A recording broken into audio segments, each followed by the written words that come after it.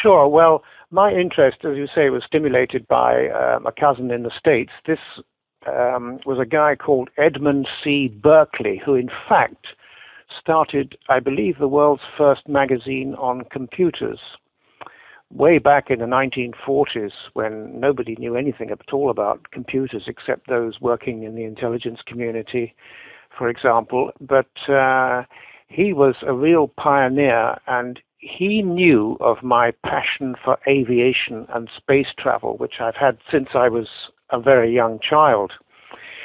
And he said to me when he was on one of his trips to the United Kingdom from the States, he said, "Timothy, do you know anything about flying saucers?" And I said, "No, what's all that about?" And he said, "Well, people have been reporting these things for quite a while now, especially pilots." And he gave me a book, this book, The Flying Saucers Are Real, by Major Donald Keyhoe, which you mentioned earlier.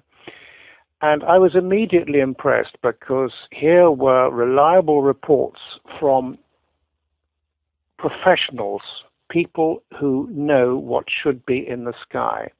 Airline pilots, military pilots, sightings of objects sometimes in very close proximity to their aircraft, to their military planes and to commercial planes, often affecting all sorts of systems on those aircraft.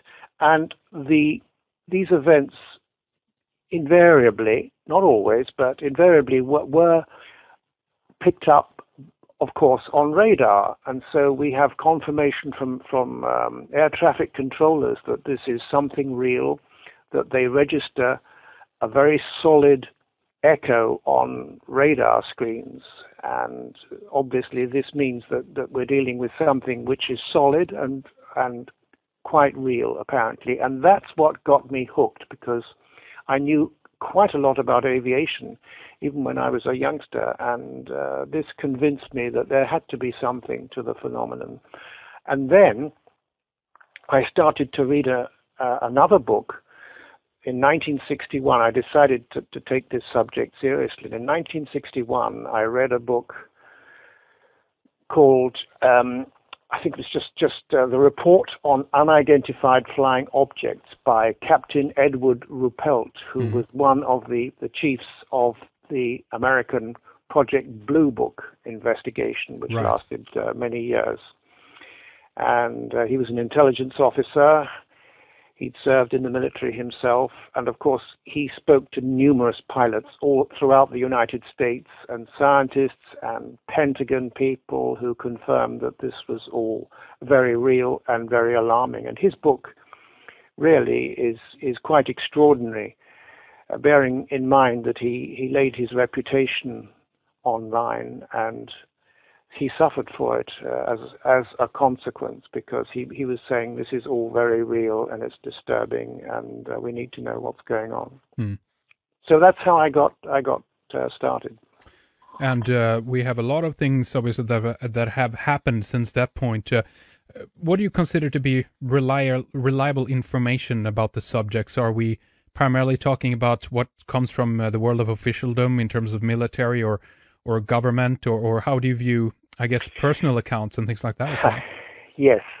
Well, obviously, I place a high value on reports from military and civilian pilots, and I know many, and I've written about many of these reports from people, in many cases, who've become friends of mine, and they, again, are laying their reputations online, because there's a lot of ridicule associated with this subject. I would say professionally encouraged ridicule to make the general public think that this is all a lot of nonsense. And that goes on to this day, and you see constantly in the major media sources. For example, the Times in our country, in the UK, is probably the most vociferous in debunking the subject, even if in their own paper sometimes they have very sensible articles by some of their reporters on events reported by pilots and other people from other walks of life. But the sort of editorial policy is to say it's entirely in the mind. Flying saucers exist in the imagination only. There is no objective reality to them. And that was stated in the Times only in the last few months. Mm-hmm. So, you know, it's extraordinary how this subject continues to be debunked, particularly in the view of witnesses who have very high credibility. I mean, to go on from pilots, both commercial and military, there are people in navies all over the world, in our Royal Navy, United States Navy, Swedish, Norwegian Navy, I'm quite sure, who have had encounters with not just unidentified flying objects, but unidentified submergible objects, because these things don't just go in the air, they're frequently seen coming out of the sea at high speed and diving into the sea. And there's lots of credible reports, and just as these things register on radar, they also register on sonar as very solid objects. Mm-hmm. So there's that. And then there are just people from all walks of life, men and women, members of the general public, who have encountered these things by the million over the decades since these things started to increase. I would say certainly back in the late 1930s, throughout World War II, right to the present day, there has been an enormous number, millions of sightings, of which, even if we dismiss 90%, 10% of millions comes to quite a few reports from men and women from all walks of life, qualified people from all countries who have seen these things and who have had actual communications with them. Because the next step, I think, beyond just the sightings is obviously if people have close-up encounters with these things, right. And that has happened many times. And of course, to take it one step beyond that, has there been any communication? And that is another special area of my expertise, or professed expertise, I should say. I don't want to boast about it, but I have always been interested in the encounters reported by men and women from all walks of life, some of them highly qualified, others just very ordinary citizens who have had communications with extraterrestrials. Mm-hmm. And that is throughout the world. Some countries more than others, that's for sure. That's right. Well, we can definitely discuss some of these individuals, and I know that certain individuals you've also looked closer at, obviously in your books as well. So that's something we can get into later. But where do you feel that the UFO subject connect with the abduction phenomena? Because if we look at it on paper, of course, they're two different subjects, obviously, and one doesn't have to prove the other or what have you. The UFO subject is still the idea. Yes. There is that it's just unknown flying objects, basically, which could be whatever. But when you look at it from the point of view of the abduction phenomena, it gets a little bit more specific, if I put it that way. Yes, I think one of the first stories to come out was that of Antonio Villas Boas. He was a farmer who one night was on his farm, on a tractor on his farm, when a flying saucer landed, complete with small humanoid occupants who dragged him onto their spacecraft, and he struggled, but he couldn't get away. They were very, very strong. And he was presented to a naked female humanoid, and he had sexual intercourse with her. At least once, I gather, over a certain period of time, and she pointed to her stomach and then pointed to the sky. And it was obviously made clear that the child would be born. I think that was the idea of the object of the exercise. A child was to be produced, a hybrid, if you like, a cross between these alien humanoids and this farmer. And he was eventually taken on a tour of this craft, and they didn't treat him unpleasantly. They were quite rough with him at first because they had to drag him onto this craft before presenting him to this female. Anyway, he was eventually released, And he was examined by two doctors, and his case was studied very, very thoroughly by the Brazilian government. And two doctors, one of whom was a friend of mine, examined him and was absolutely convinced that he had received some type of radiation emanating from this craft, because he was suffering from certain ailments. Mm-hmm. And as far as he was concerned, this doctor was concerned, this man was absolutely genuine. Now, Antonio Villas-Boas later became a well-known lawyer. I'm not sure if he's still alive, but a very respectable lawyer in Brazil. And he was also taken to the United States, or he was given the money, he was sent the money by the CIA to bring him to Washington, and he was interrogated over a period of quite a number of days by the Central Intelligence Agency, because they treated him very well. There are a number of other cases I'm familiar with where...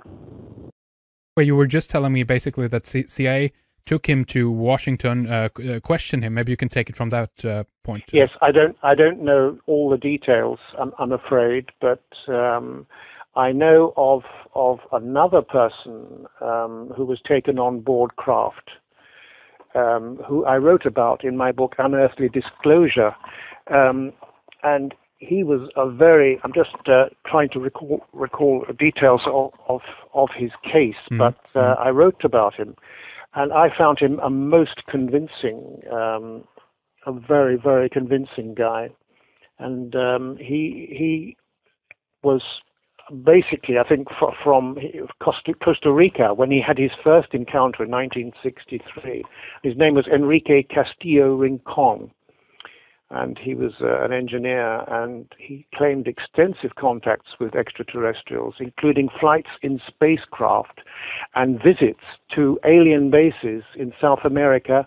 And he was taken to one huge alien base in the Pacific Ocean, and that's another aspect we can talk about later, perhaps, the fact that, they're not just aliens visiting. I'm convinced that many of them have been living here or based here for perhaps longer than we have, and that we are a genetic hybrid. Mm-hmm.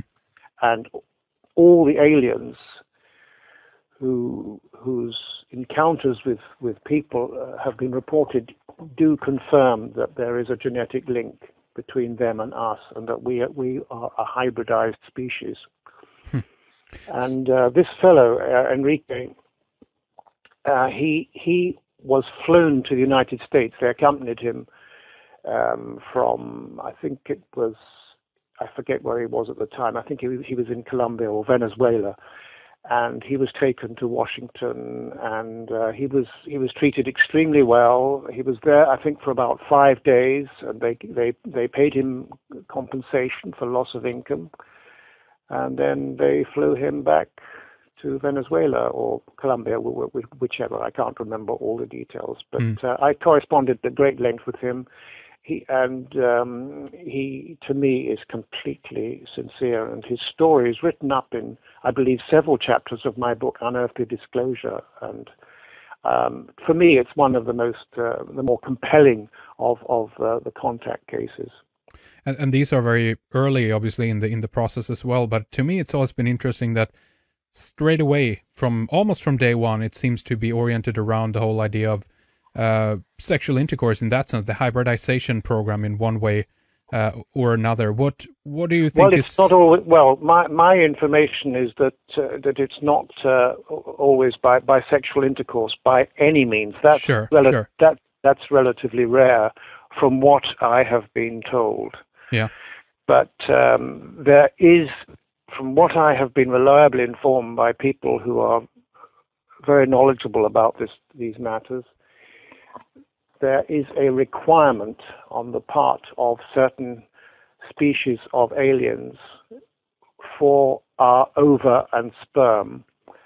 And the object of the exercise is to produce a hybrid. That's what most of them say. There may be others coming who have different purposes for abductions, but generally speaking, I would say the object of the exercise is to produce a hybridized species. Now, then comes the question, why? Well, I think there are several species involved in abductions and that they have different agenda. But if I have been reliably informed from an insider who's very familiar with this aspect of the subject, there is a requirement to produce a hybridized species, which is a combination of, obviously, of them and us. They claim the purpose is to make us more peaceful because of our inherent violent nature. Okay. But from what I have been told, the true purpose is to make us more passive. Right. This goes way into science fiction. I'm well aware of it, and I cannot say for sure it's true. But what I have been told is, and this information is 20 years out of date, so I have no idea what's happening now. Bear that in mind. Okay. That the idea is to make us more passive, so that they then can have more control over this planet. That is apparently the idea of some of these alien species. And that, of course, is rather disturbing for the authorities, those authorities who are aware of this. And there's no way they can come out with some statement from the president saying, hi, guys, it's time that we came out with this.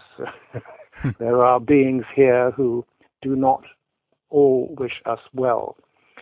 And this is one of the main problems that I have learned, that there have for maybe millennia, there has been a conflict of interest regarding this planet. And I think it makes sense. From what they say, Earth is unique in this part of the galaxy. It's obviously not unique in the universe, nor indeed in the galaxy, but in this particular part of the galaxy, it's unique and it is of great interest by others. It has great potential to other spacefaring races who have a vested interest in planet Earth. And here comes another problem. There are those, I like to refer to them as allies. We can talk more about that later on. Mm-hmm. There are more human types, very, very similar, sometimes identical to most human beings, who some of them have been living here for millennia. They've always been around. I think they are what are sometimes referred to as angels in the Bible. Angel. It's very interesting, the religious aspect here, and there's all sorts of writings in Sanskrit which go even further and more specifically about the gods in their spacecraft. I mean, that is a word that has been translated on several occasions in the Hindu Rig Vedas as spacecraft, the beings flying in spacecraft who were communicating with people on Earth. But there apparently is a conflict of interests regarding this planet. There are those who also have a vested interest, but have our best interests at heart, and we might regard those definitely, in my opinion, as allies. Mm-hmm. And they look after our best interests without interfering too directly, though they have done so on occasions, I'm told. And they are in conflict with these other beings who apparently would make us more passive. Now, again, this information is years out of date, Henrik, so I cannot possibly swear that this is what's going on now. I have no idea what is happening right now. Well, there's been some various researchers, and I think yourself included in that, have alluded to the fact that the particular hybridization program seem to have been slowing down, if I can put it that way. Yes, I agree with you absolutely on that. I just get the feeling that, first of all, that fewer abductions are being reported, but also that whatever it is, some of these species have got enough of whatever it is they require, which I suggest is ova and sperm. generally speaking, and maybe other more subtle things, more psychological information from us, which of course is more disturbing if farming our thoughts and brain patterns and things like that with a view to controlling us. I mean, that really gets into the realms of science fiction, and I don't really, that's pure speculation on my part. Sure. But I mean, if they have been doing this since, well, let's speculate then, the 1950s approximately, we have reports coming out at that point. Yeah. Obviously, there is earlier ones, way back into history, but let's keep it to the 1950s for now anyway. Then we might be talking about 3, 4, maybe even 5 generations that could have been developed, if I can use that word. Or do you believe that they might, the program was a success, and they're now walking among us right now, if I put it that way, looking human in that sense? Well, I've been told, yes, that is true, but bear in mind that there are some actual extraterrestrial human beings like us. They are almost exactly the same as us. There are certain physical differences. We can go into details about that later. I'd like to do that very much. But there are, if the story about the hybridization process is to be believed in, they are saying that they want a hybrid which is more adaptable to living on Earth, whereas they have certain difficulties. Some of these smaller, the so-called greys, I believe, is the popular expression, the ones with the bug eyes and so forth. Obviously, they can't walk around without getting noticed, generating a lot of notice. So it's quite possible that they are infiltrating by trying to adapt more human appearances. And there have been a few reports, but just how seriously one should take this scenario, I don't know.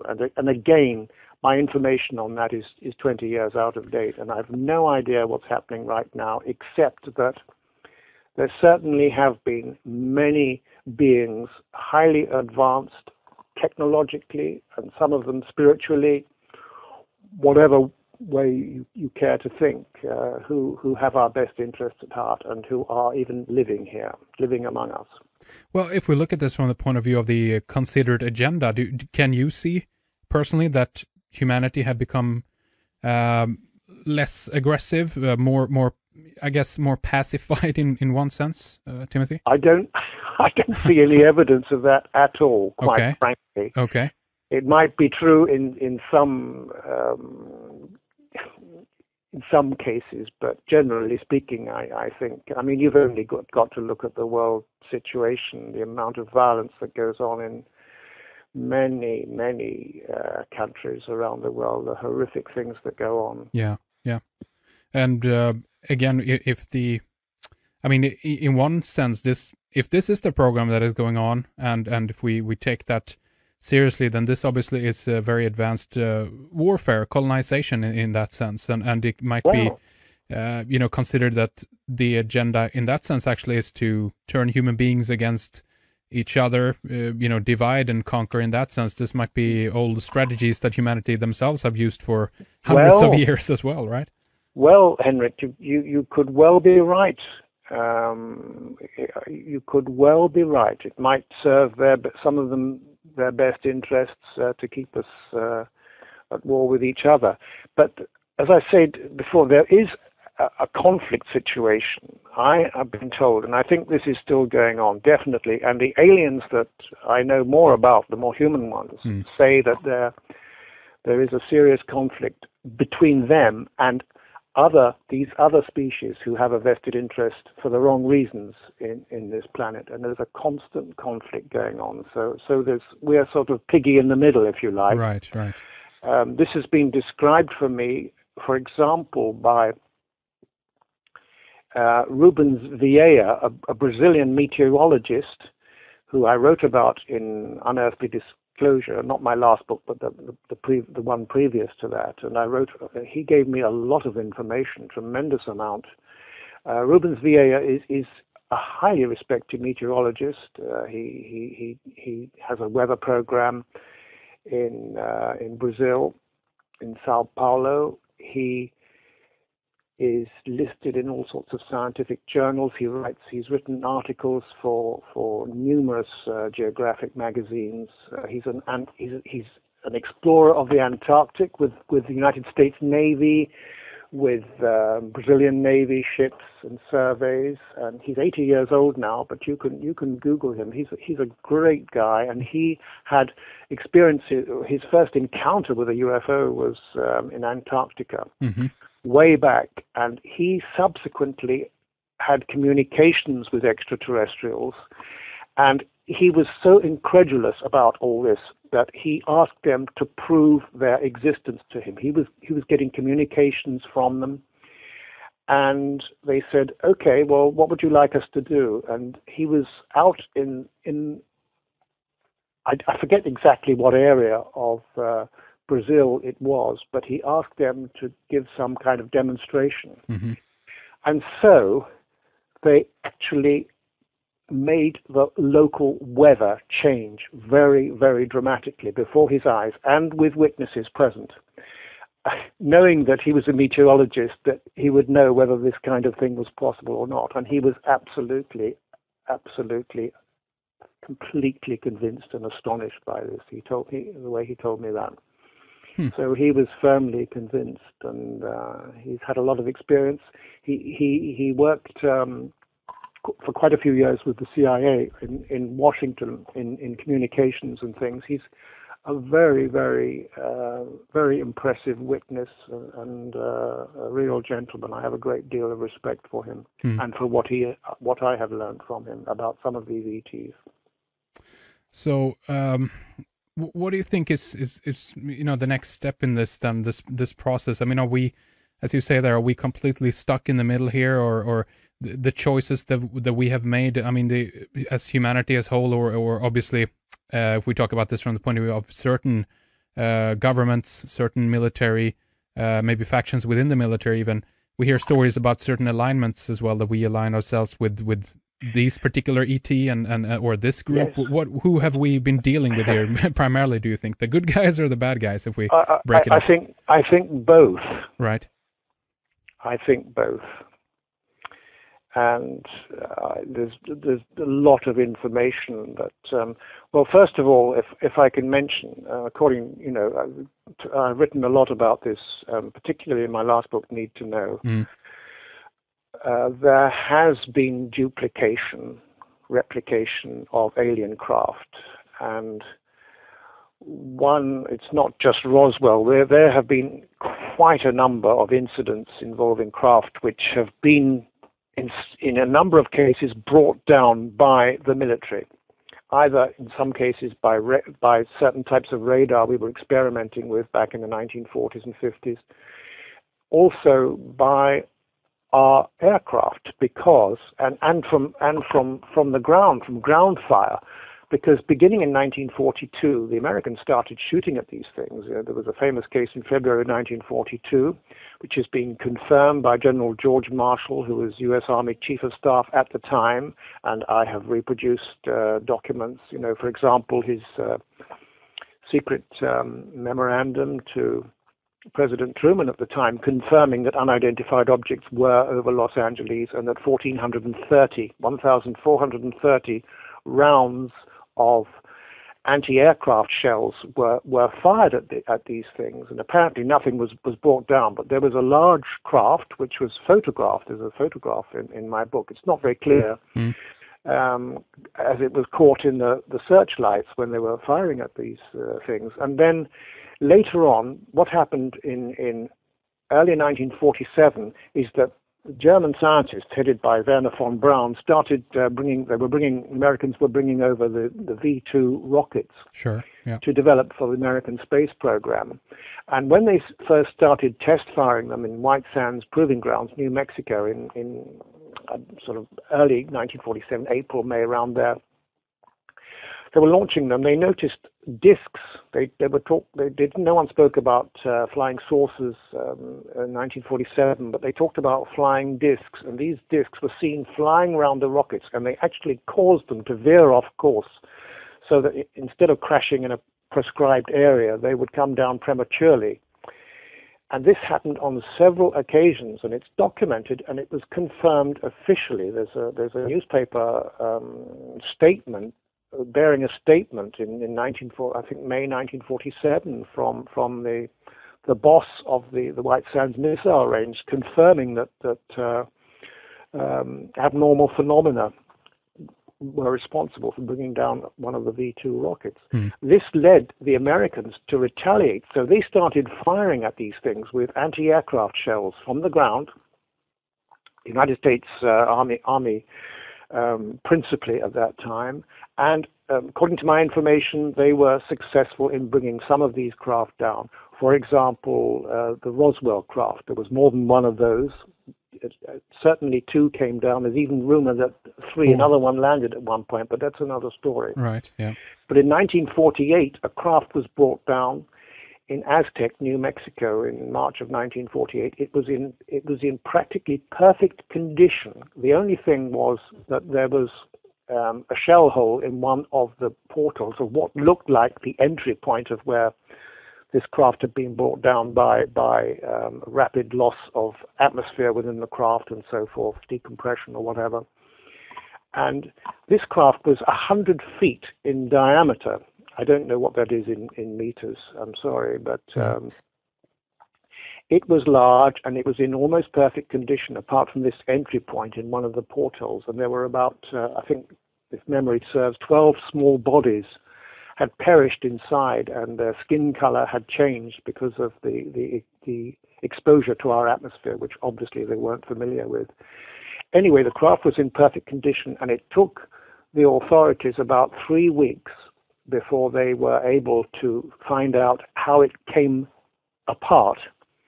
And they apparently inadvertently touched something, and it came apart like a Chinese puzzle. You couldn't see any joins or anything.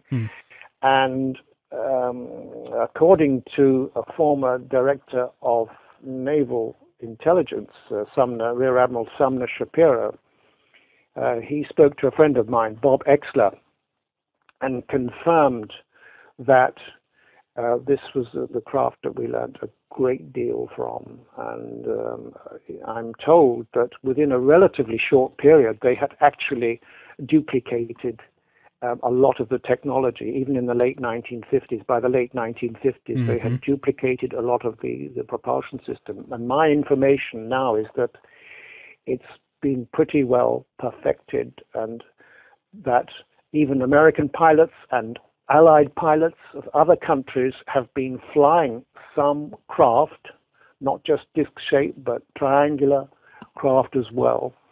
They're flown by our people, sometimes with the collaboration of the aliens themselves. And I don't know beyond a certain point exactly what's going on, except that very definitely we have the technology. And even some of the astronauts and Air Force pilots have been flying these things. I know the name of one of them. But this is really confusing for the whole subject. So the question arises: what's the difference? Yeah. Well, I think I would say, as a general rule, I would assume, and it's a big assumption, that the more advanced craft owned and built by the aliens are probably a great deal more sophisticated. But who knows? What I do know is that in 1993, Ben Rich, who developed the stealth program, which produced the stealth bomber, the small one and the large B-2 one, later on, in 1993, he gave a presentation. I think it was his last public presentation. I'm not sure about that, but this was at the University of California in Los Angeles, Department of Engineering, of which he was an alumnus. And in front of this audience, and 2 friends of mine, 2 colleagues from the Neutral UFO Network, I'm not actually a member of any UFO group, but I'm just mentioning that they are both members of MUFON. Jan Harzan and Tom Keller were present, and they were both alumni of the Department of Engineering. And not only during the public lecture, but But afterwards, they spoke to him in person with just a few people around, and he confirmed. He said, first of all, publicly, that we now have the technology to go to the stars, Mm-hmm. and it won't take a lifetime. And he said, whatever you can imagine, we've got it. Right. And he went on to say that these things were very real. He was very careful in what he said, but he made it clear in 1993, that's quite a long time ago, that we have the technology to go to the stars. That is, it's interesting. Obviously, here is where things get, just as you alluded to, difficult as well. Yes. What is it that we're seeing? Man-made, ET, it's very, very convoluted. And on top of that, of course, yes. we have secret programs and projects started, in most cases, I believe, maybe even unbeknownst to other above top secret institutions or military factions. And, absolutely, I mean, Henrik, you're absolutely on the ball there. Correct. Timothy, do you believe that there's anybody, at least on this planet right now, who has the full picture? Or is it so convoluted and compartmentalized that it's almost to the extent of impossible to piece together this puzzle? Well, I think you've got a good point there. I would tend to agree with you. Without further knowledge, I think there's probably, you're absolutely right about the compartmentalization. And we're dealing with black budget programs. And as Ben Rich said in public at that presentation, he said, all this stuff is concealed in black budget programs, and it would take an act of God to release them. Right. He said that, and right. So you're right about that. And a lot of information, some people will just have access to a certain amount of information referring to this or that aspect of the propulsion, say, and so forth. But I do know that our pilots and some astronauts have been flying these things. There is a secret space program, and of course I shall be discussing this in my presentation in Amsterdam. That's right. We can take the opportunity to mention that a little bit as well. We're helping here, obviously, to promote our Friends Conference over in Amsterdam on the 3rd of April, called the Secret Space Programs, and people can obviously get more information about this, pick up tickets and so forth at the website secretSpaceProgram.com. We will have this. We'll mention this again and link this up again on the website, of course. But just want to mention some of the speakers as well. Obviously, you'll be there, as you mentioned, Timothy. Then we have Peter Levenda, Richard Hoagland, Richard Dolan, and Jay Widener as well. So do take a look at that. But let's see here. If we continue on this trail here, I'm also obviously reading about some of the stealth bombers. There's a number of these been developed, and there is one particular that I forget the name of now. That was, I think, the latest or the most recent speculation in terms of being basically a human-made flying saucer in that sense. See if I can dig out the name of this later. Is that what's referred to as Aurora?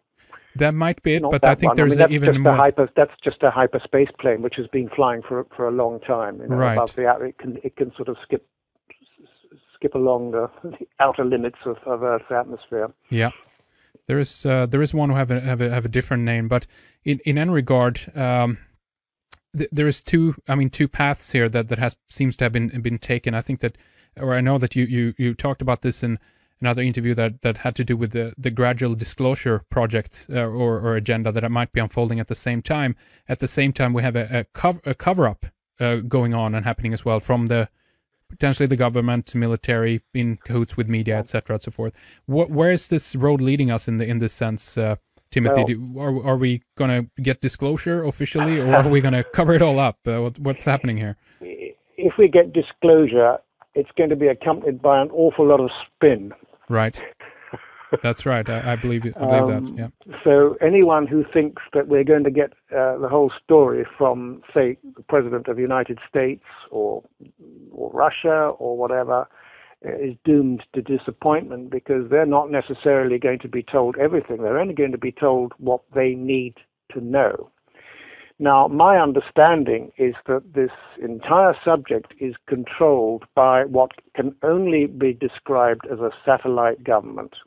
I'm sure you're familiar with the rumors about all that. It Right. is true. It is a fact. we are dealing with very, very powerful, a very, very powerful international group.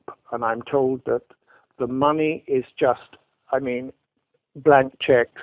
I mean, they can get any amount of money. There's huge money involved. I would be surprised if they even dealt with the. I would be surprised if they even dealt with the money at all at that level. They just produce what they want and get what they want. Yes. But that's speculation. Yes. Yeah. I mean, billions of the. I mean, I think even was it Cheney or somebody or Rumsfeld? I think it was Rumsfeld acknowledged. I think about 5 years ago in Congress that billions and billions are completely unauditable. That's right. Timothy, this was the day before 9/11 this was announced, actually. Okay. and he announced 2.3 trillion were lost. Thank you very much for that, Henrik. Yeah. And that's amazing when you think about that. Trillion. That's amazing, that number. Yes, I would be very grateful if you could send me a link, anything about that you know. Because, absolutely, it's even up on. I just heard a little bit of it on our BBC at the time, and I made a note, and I didn't know it was as figure as high as that. Absolutely, $2.3 trillion. See, even on YouTube, people can Google Rumsfeld 2.3 trillions lost, and it's right there. But we'll get that to you, Timothy. But go ahead. What do you think then that all this money is going? There is a satellite government, and it is. I'm told. I originally thought it was. I think certainly the Americans have the upper hand. I would assume, since they've been the ones that were the first to develop the technology, and so forth. But it is international in scope, and we're dealing with some very powerful people. Some of whom I think are quite well known, but others from behind the scenes. And of course, there's big money, vested interests, a very, very powerful control group, if you like. Yeah. So what is what do you think personally is the agenda on I mean, it's impossible to know if these people are dealing, I guess, in one sense, with alien factions as well at this point. I mean, we could be looking at a situation where human alien factions have teamed up together in order to, who knows, achieve their unified agenda or goals, or they might be separate, but they've chosen to team up for a certain period of time here because you're very well informed. Yeah, you're absolutely spot on, Henrik. Yeah, I would like to discuss with you and the listeners the saga of amicizia. That is the Italian word for friendship, and there is a book about it. It's written in rather a muddled style. It's rather convoluted, a very complex story, and I'm in touch with some of the principal people who were involved. And there's a book called Mass Contacts. And I'm just looking around for the Italian version, which is better in a way. But anyway, the English translation is not terrific, and it's written it's in rather a confused way, because some of the participants, unfortunately, who were engaged in writing the book passed away. So it was left to a guy, Stefano Breccia, that's Breccia, who is, he's a professor. He's extremely well qualified in computer physics and computer sciences, and he's lectured in the former Soviet Union and South America, and of course in Italy. And he's very well connected, and he is one of many people, probably hundreds, who were involved in the so-called Amicizia saga, which started in 1956 when human-type aliens began establishing contacts all over Italy with various people from all walks of life. We're not talking about politicians or various people, but people from all sorts of walks of life, including some elements of the police, the military. They were dealing with scientists, with all sorts of people, with a guy called Bruno Sammarticcia, who was a Catholic historian and scholar who was familiar with one of the popes, and he was another person who was deeply involved. And these contacts, face-to-face, in-person contacts with human-type aliens, it went on for many years, and it still may be going on, but eventually it seemed to go from about 1956 to about the late 1970s, and then it seemed to have phased out. But the communications were still going on. I know that because I've been informed so. But some of these they were all, or most of them, very, very similar, if not identical to human beings. I've got details of physiological data, which much of which is very similar to ours. Some of them are extremely tall, 3 meters. How about that in height? There's even a photograph in the book of one of these beings. I shall probably be showing that, a color version of it in Amsterdam. And this was taken in about 1976 by by Bruno Sammarticcia, the Catholic scholar I've just mentioned, and he was a one of the principals involved in this extraordinary saga. And there were smaller beings at the scene as well. Some of them were extremely down to earth, to coin a phrase. Right. They enjoyed, would you believe, some of them drank wine. Good for them. Yeah. And some of them even smoked. And of course, this challenges all our preconceptions about aliens. Oh, they do this. They wouldn't look like this. They wouldn't look like us. And oh, no, we wouldn't be able to. But some of them are extremely human, with a great sense of humor. The technology is phenomenal. It's described in great detail, and I have subsequently learned. I'm trying to study it because it is difficult for me, because I don't have any scientific or training in physics. But one does need that to comprehend a lot of it. But now these people have established huge underground bases. I mean, one of them was at least 100 miles in length, underground and under the subterranean levels underneath the oceans around Italy.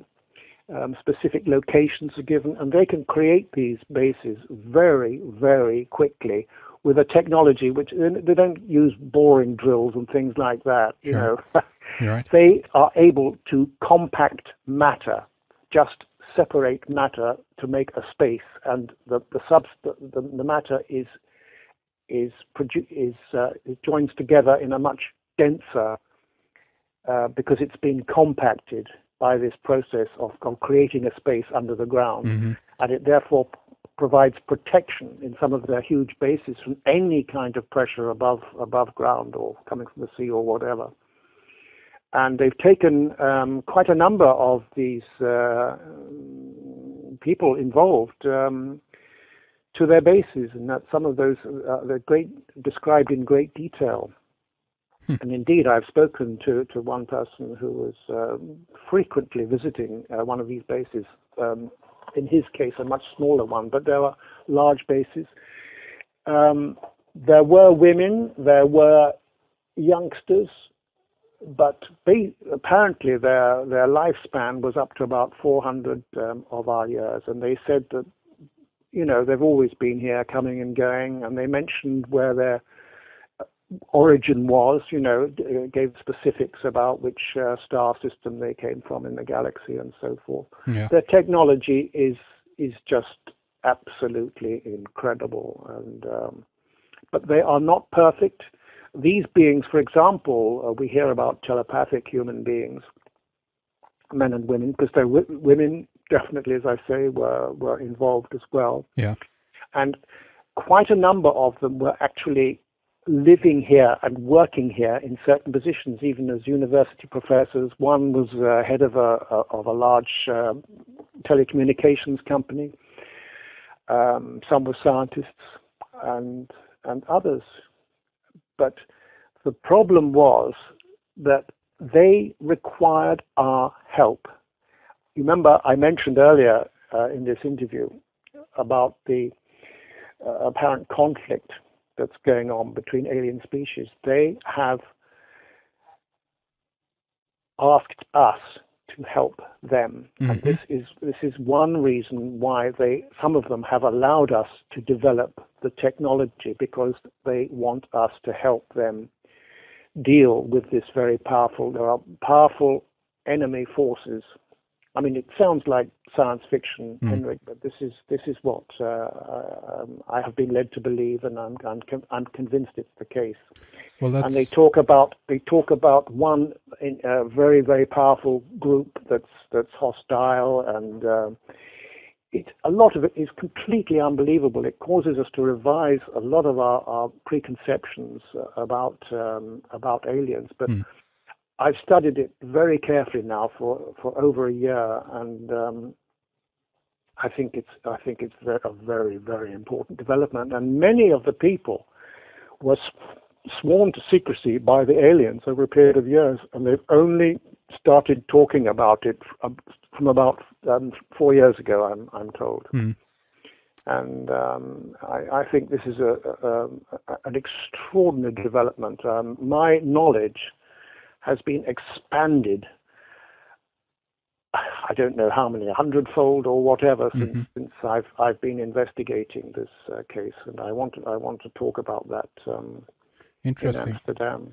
And of course, interestingly, quite a number of the participants were taken up in craft, and in some cases, I spoke to one pilot who actually, I mean, he's a qualified pilot who actually flew in one of these things, and there were others, colleagues with him sometimes, and sometimes the aliens allowed them to travel in the craft themselves, but they were always monitoring things, of course.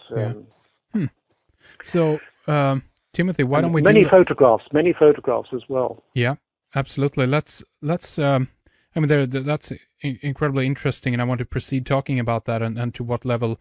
And what extent we can see this unfold maybe in the coming years, or if there's any time plan here in terms of getting us, then humanity, involved in this process, and in one sense, if they are involved in some kind of recruiting program, if you will, here, that they want our help in this as well. Yes.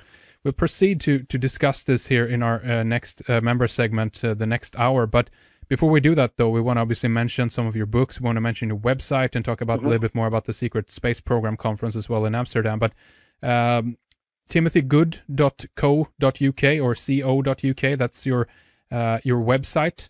You have, as we mentioned, about 11 books out there now. Your latest one is called Need to Know, UFOs, the Military and Intelligence. Beyond that particular book, the latest one, if we have some newcomers with us on the program who are new to your work, or even the UFO subject overall, perhaps, what do you recommend in terms of your own writing, Timothy, to that they get their hands on? I would say many of my books are now out of print. They're certainly available on Amazon's second or third or whatever hand.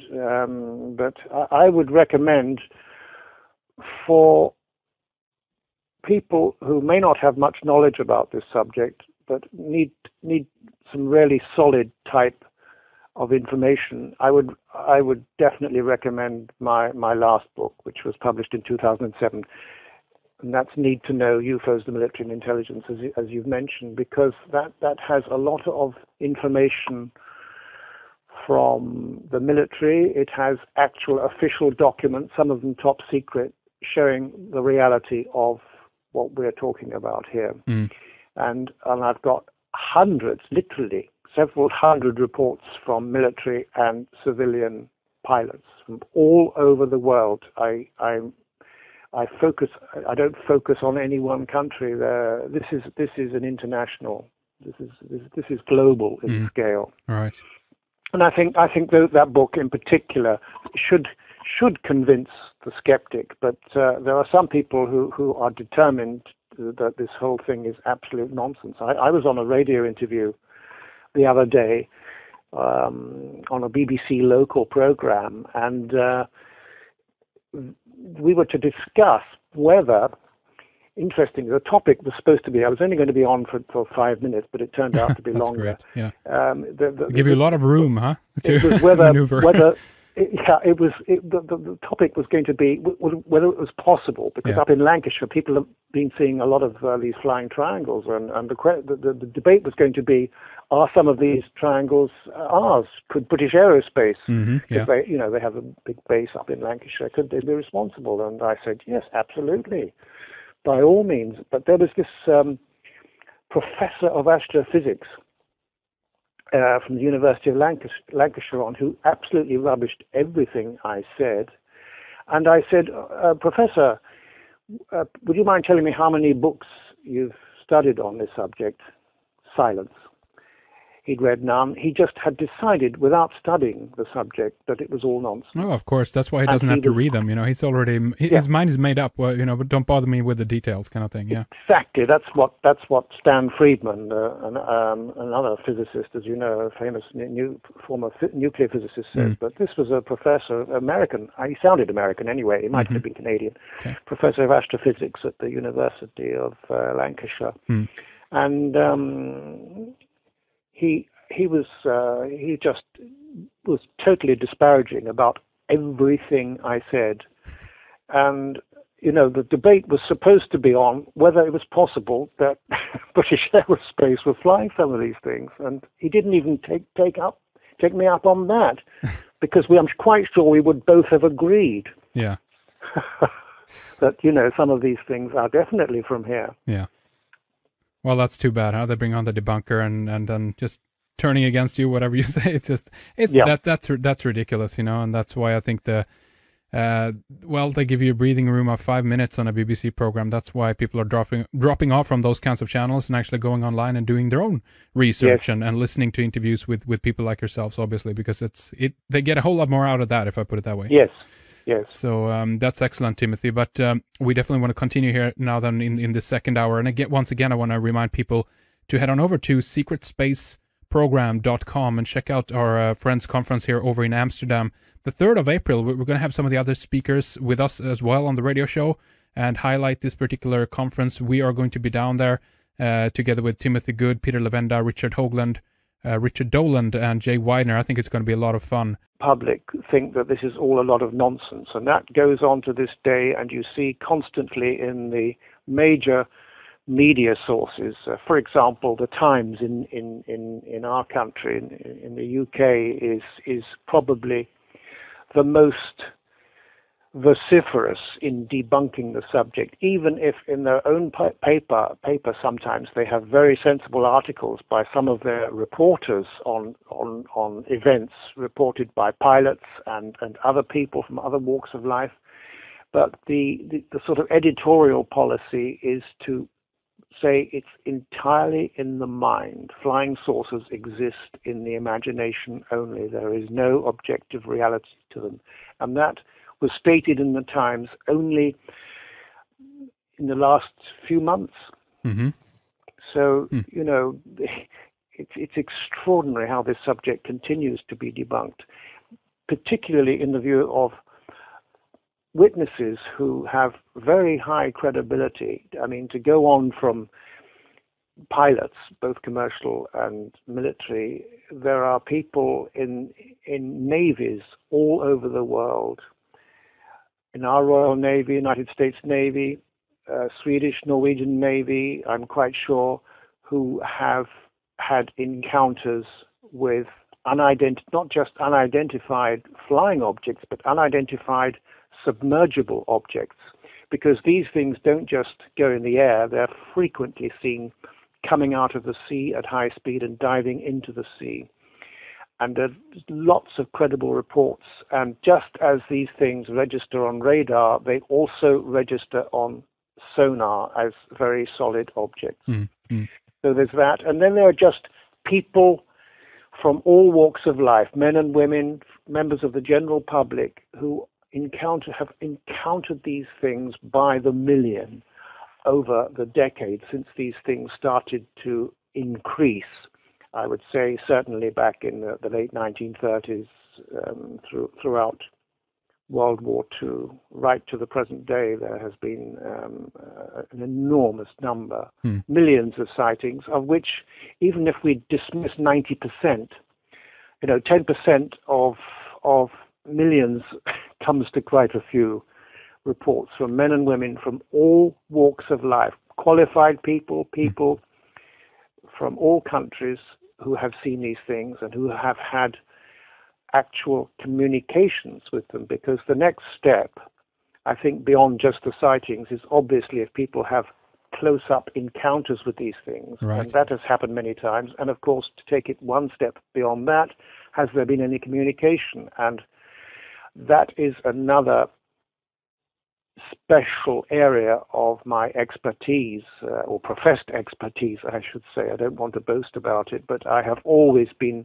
interested in the encounters reported by men and women from all walks of life, some of them highly qualified, others just very ordinary citizens who have had communications with extraterrestrials. Mm-hmm. And that is throughout the world.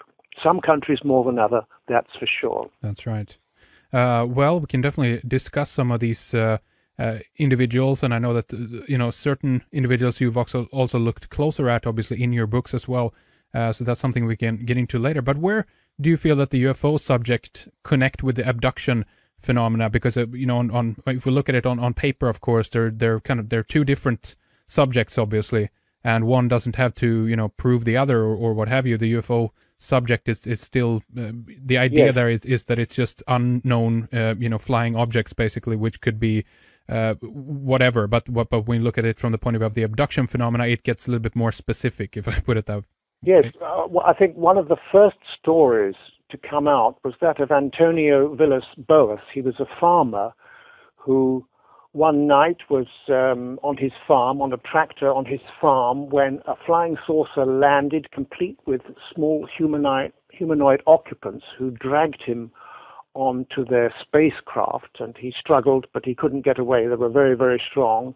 And he was presented to a naked female humanoid, and he had sexual intercourse with her.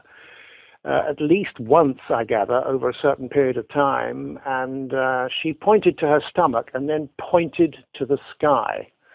And it was obviously made clear that the child would be born. I think that was the idea of the object of the exercise. A child was to be produced, a hybrid, if you like, a cross between these alien humanoids and this farmer.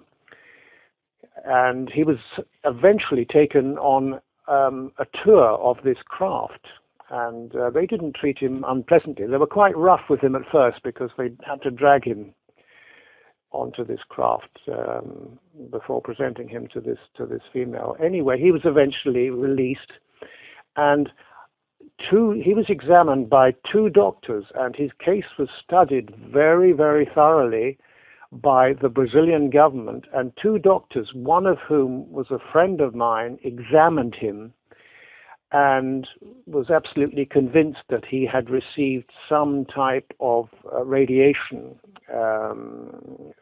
emanating from this craft, because he was suffering from certain ailments. Mm-hmm. And as far as he was concerned, this doctor was concerned, this man was absolutely genuine.